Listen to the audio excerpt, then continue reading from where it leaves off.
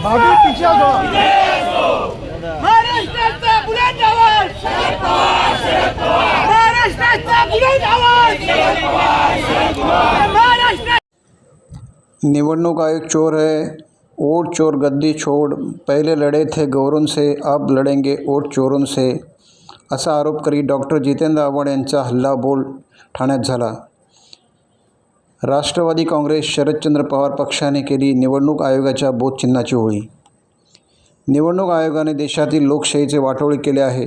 भाजपने नियुक्त केलेले मुख्य निवडणूक आयुक्त राजीव यांनी आधी पक्षचोरांना आपल्या पंखाखाली घेतले, नंतर मतांची चोरी केली असा डॉक्टर जितेंद्र आव्हाड यांनी आरोप करीत राष्ट्रवादी काँग्रेस शरदचंद्र पवार पक्षाचे राष्ट्रीय सरचिटणीस डॉक्टर जितेंद्र आव्हाड यांच्या नेतृत्वाखाली ठाण्यात निवडणूक आयोगाच्या बोधचिन्हाची होळी करण्यात आली।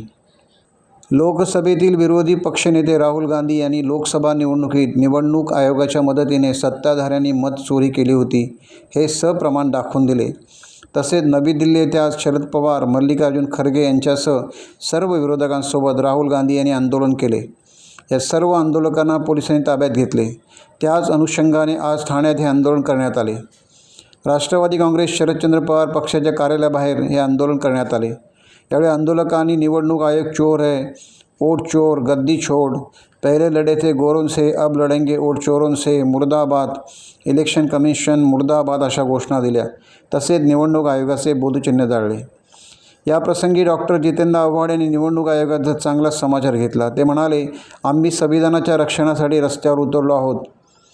85 वर्षाचे शरद पवार आणि मल्लिकार्जुन खरगे हे आज रस्त्यावर उतरले आहेत।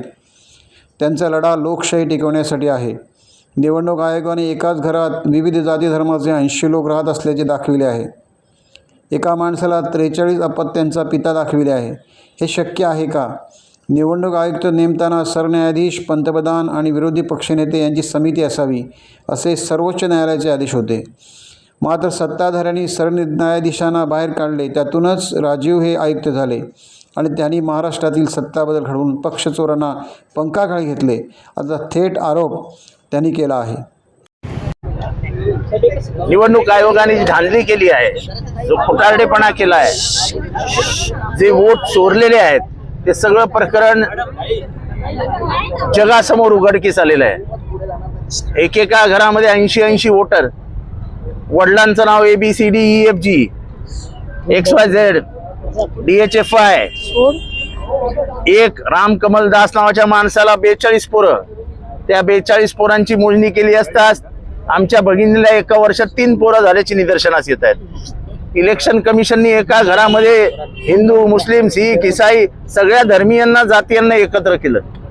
एका घरात 80 माणसं, त्यांची आडनाव काय? खान, दुबे, मिश्रा, राव, रेड्डी, सगळ्या जाती धर्माची लोक ECI। खरं तर कौतुकास्पद आहे की जे भारतामधले वाटोळ चाललंय त्याच्यामध्ये इलेक्शन कमिशन एका घरात 80 लोक विविध जाती धर्माची एकत्र जमवणार आहे, कौतुकास्पद काम केलं त्यांनी। पण भारतीय संविधान पायदळी दगडलं गेलं। भारतीय संविधानाने निवडणूक आयोगाला स्वायत्त मान्यता दिलेली आहे। स्वतःची स्वायत्तता वेशीवर टांगून सत्ताधाऱ्यांच्या हातातलं भावलं बनलेल्या इलेक्शन कमिशननी या देशाच्या लोकशाहीचा वाटोळं केलं आणि त्यामुळे आज इलेक्शन कमिशनच्या ऑफिसवरती मोर्चा निघाला। आज आम्हाला आनंद होतो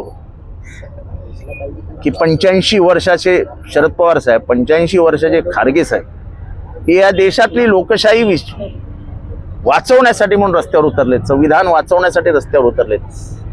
राहुल गांधींनी गेले 6 महिने 8 महिने जो काय अभ्यास केला, जगाच्या समोर हे सगळं आणून ठेवलं। खरं तर भारतीय जनतेने त्यांचे आभार मानायला हवेत की लोकशाही वाचवण्यासाठी टाकलेलं हे मोठं पाऊल आहे। आणि आंदोलन हा आत्मा आहे। आपल्याला स्वातंत्र्य घरात बसून मिळालेलं नाही। ब्रिटिशांविरुद्ध नेहरू लढले, गांधी लढले, वल्लभभाई पटेल लढले, मौलाना अबुल कलाम आझाद लढले, सुभाषचंद्र बोस लढले, सगळ्यांनी जेलच्या वाऱ्या केल्या। घरी बसून कोणालाही आज स्वातंत्र्य मिळालेलं नाही। त्या गांधी नेहरूंच्या विचारांचे वारसदार आज रस्त्यावर उतरलेत। पोलिसांनी किती दबाव टाकला, अरेस्ट करू, अमुक करू, तमुक करू, कोणी घाबरत नाही। अरेस्ट करायचंय करा अरेस्ट, काय हरकत नाही. पण भारतीय संविधानाशी खेळ खेळू देणार नाही. 5 वर्षानंतर येणारी निवडणूक ही लोकांच्या मनात काय आहे हे मतांच्या माध्यमातून दिसतं. तुम्ही 60-70 सीटांवरती घोटाळा कराल आणि सत्तेत येऊन बसाल तर तुमची सत्ता ही निवडणूक आयोगाच्या मदतीने आलेली आहे आणि त्याच्या विरोधात हे आंदोलन आहे. हे आंदोलन असंही महाराष्ट्रात चोरी झाली हे कोणी लपवूच शकत नाही.